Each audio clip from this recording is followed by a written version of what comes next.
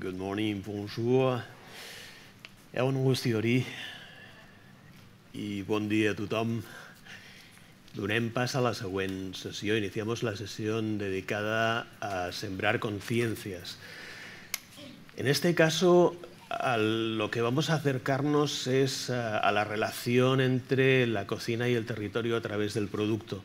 Pero un producto que va más allá de lo material, va más allá de la despensa, va más allá de lo que es estrictamente la cocina como espacio, sino que es un producto que nos lleva a la unión cultural con el territorio.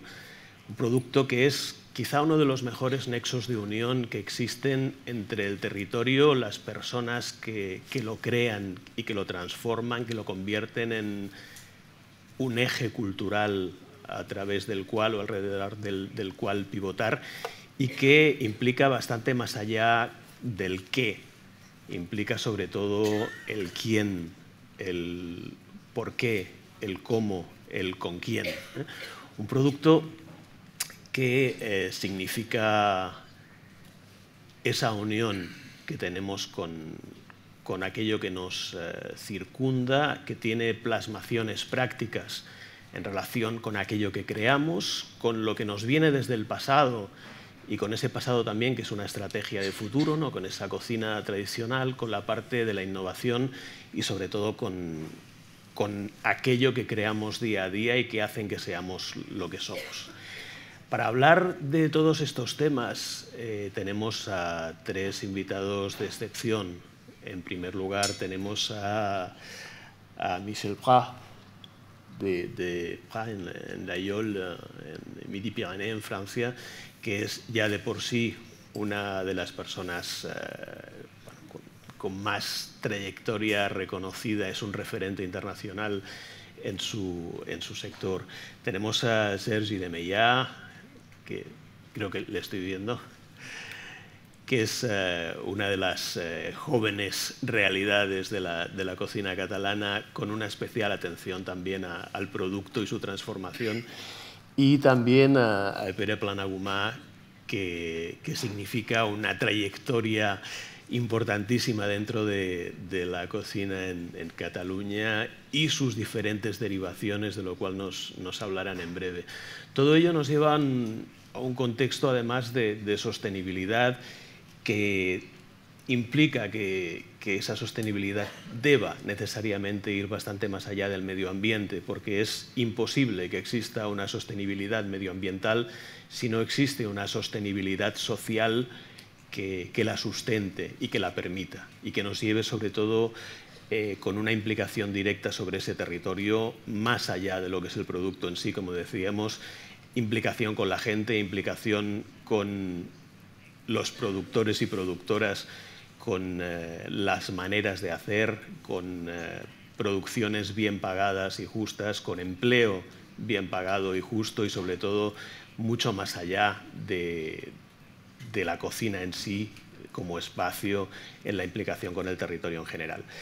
Tenemos en primer lugar, y cedo ya la palabra a Michel Prat, que va a hacer la primera de las intervenciones. Él es el alma y el creador del hotel y restaurante Prat en La Yole, una persona claramente implicada con la cocina, el territorio y las gentes que lo componen, y yo simplemente le dejo la palabra. Michel.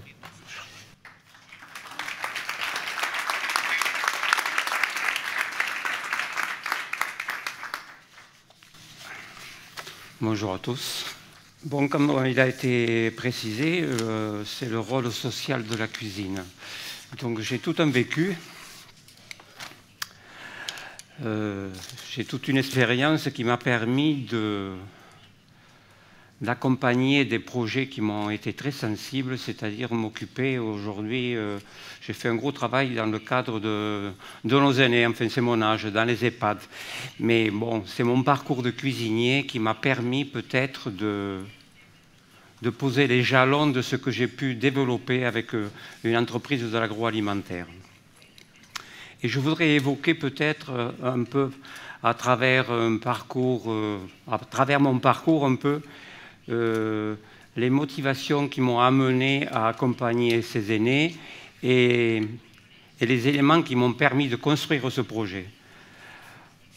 Or, je ne sais pas si vous savez, mais moi je suis un enfant du monde rural, je suis autodidacte. Et ma maman, quand avait un petit restaurant, elle allait au jardin. Et quand on revenait de l'école, on avait une tartine.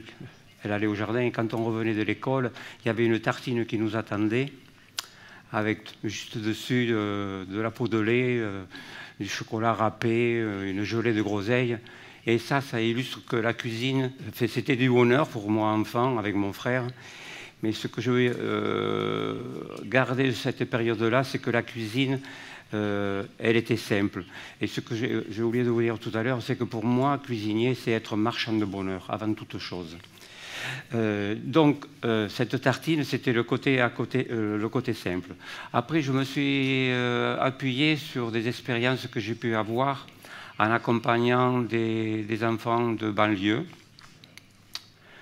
en leur faisant une approche de la nourriture peut-être un peu différente. On faisait le marché un peu ensemble et on échangeait. Alors et je cuisinais avec eux.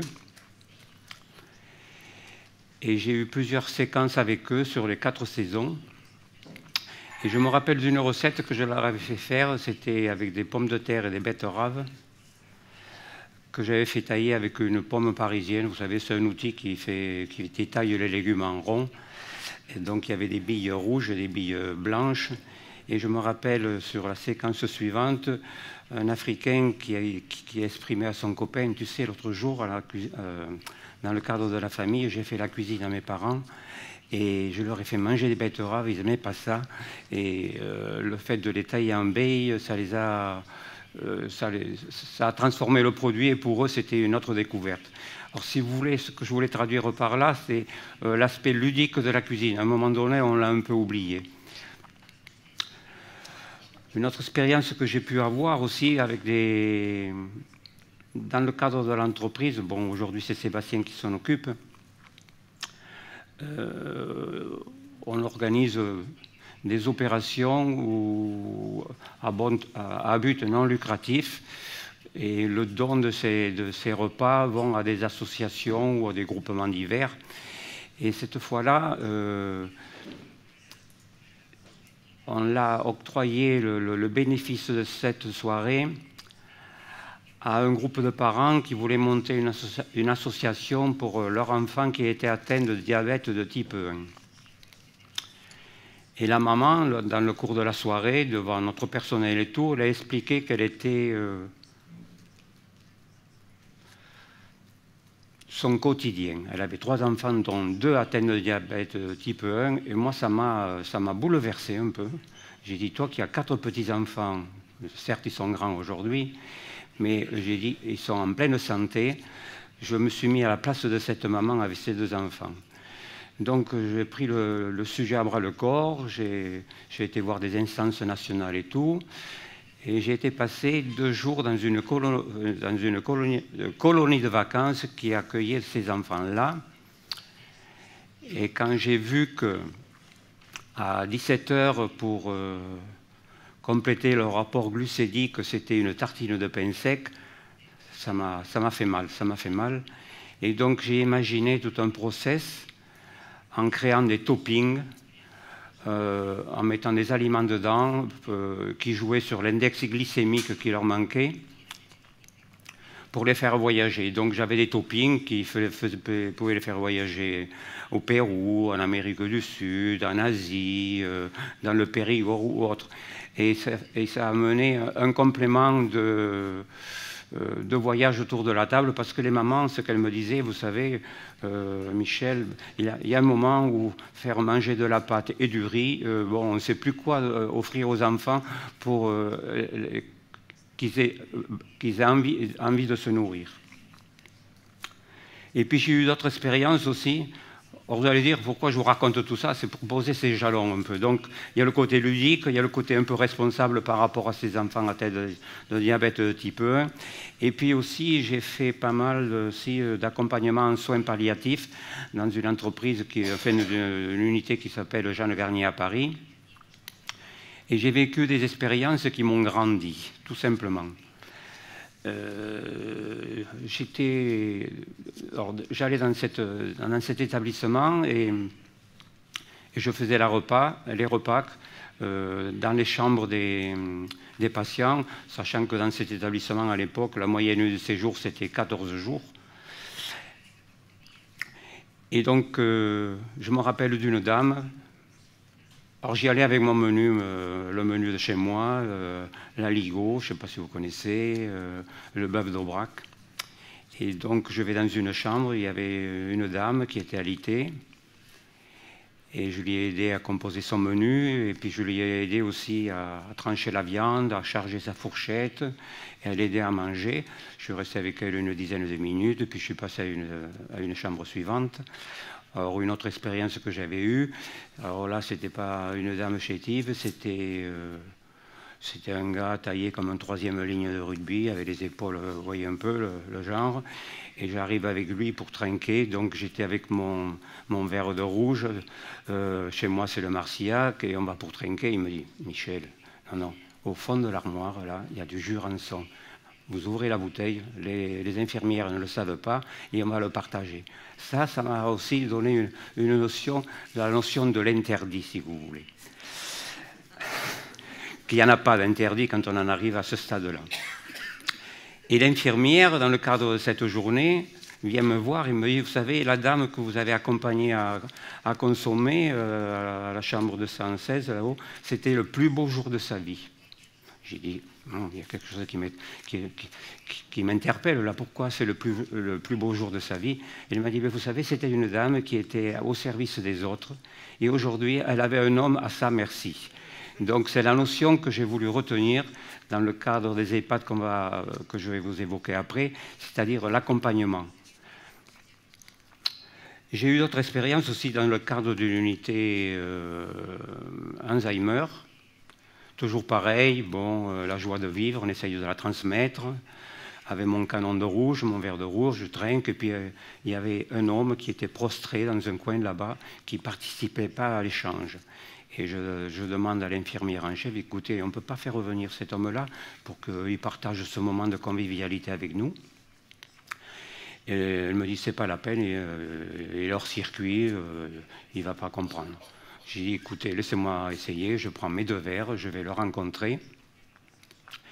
Et à ce moment-là, quand je lui offre le vin, il a ses yeux comme des billes qui me dit, mais monsieur, c'est du Cahors que vous m'offrez.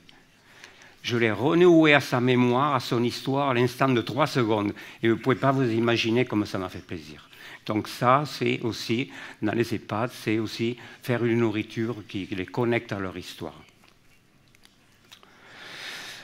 Et puis comme tous, mes parents sont partis. Ils étaient en EHPAD, et puis j'ai vu la nourriture qu'on leur servait. Et ça m'a un peu bouleversé. Alors tout ça pour vous dire que j'ai travaillé avec une entreprise de l'agroalimentaire. Aujourd'hui, je ne travaille plus avec eux. Aujourd'hui, je m'occupe plus du monde de l'handicap, et je suis aussi un hôpital psychiatrique pour les malades. Et on avait fait un constat, si vous voulez, que la nourriture dans les EHPAD, c'était...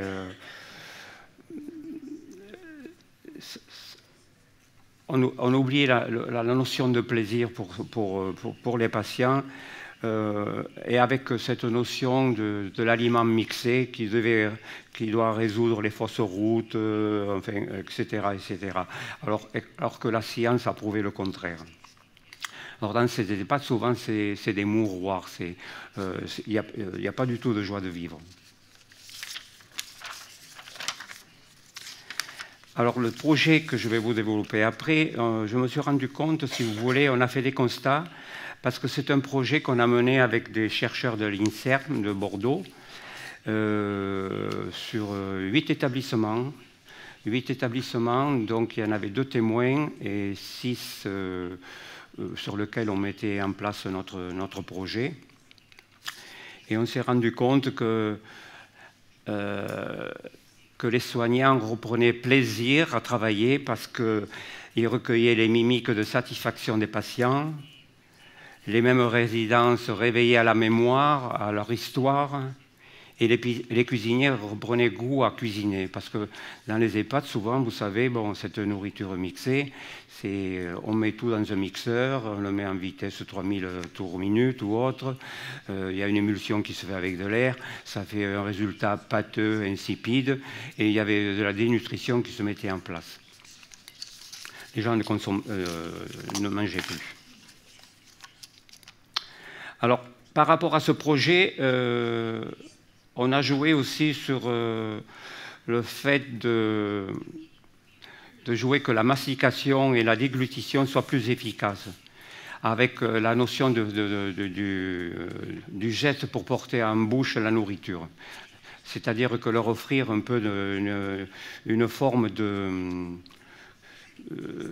prise en compte, qui se prenne en compte. On s'est rendu compte aussi que le gros problème aussi dans les EHPAD, c'était la dentition. Donc on a fait appel à des dentistes pour améliorer leur dentition ou leur appareil. Et puis sur la cuisine, alors j'ai fait un gros travail aussi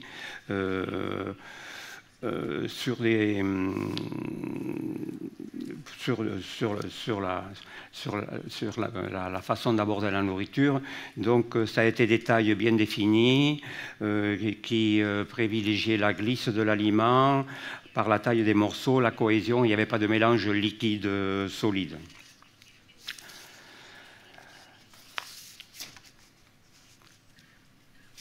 Alors, comme je vous disais, donc, ça a été un travail qui a été mené autour de professionnels avec des chercheurs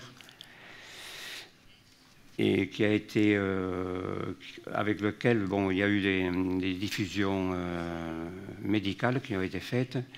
Et on s'est rendu compte qu'il y a eu un impact très positif sur les résidents, puisque la satisfaction des résidents a augmenté de plus de 10% sur les établissements témoins. Sur les établissements pilotes, excusez-moi. On a joué aussi sur les boissons, parce que souvent la boisson dans les EHPAD, c'est de la boisson gélifiée.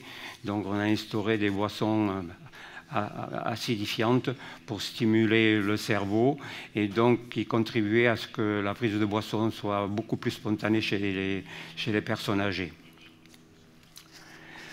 Sachant qu'on a aussi réduit, parce que souvent dans les EHPAD, il y a un apport nutritionnel qui est fait dans le cadre du 16h, du goûter, et qui leur coupe finalement l'appétit du repas du soir. Et ça, on l'a réduit de 2,5 points à peu près.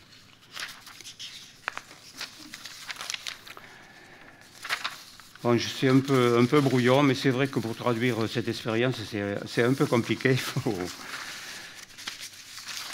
Alors, je recherche dans mes notes.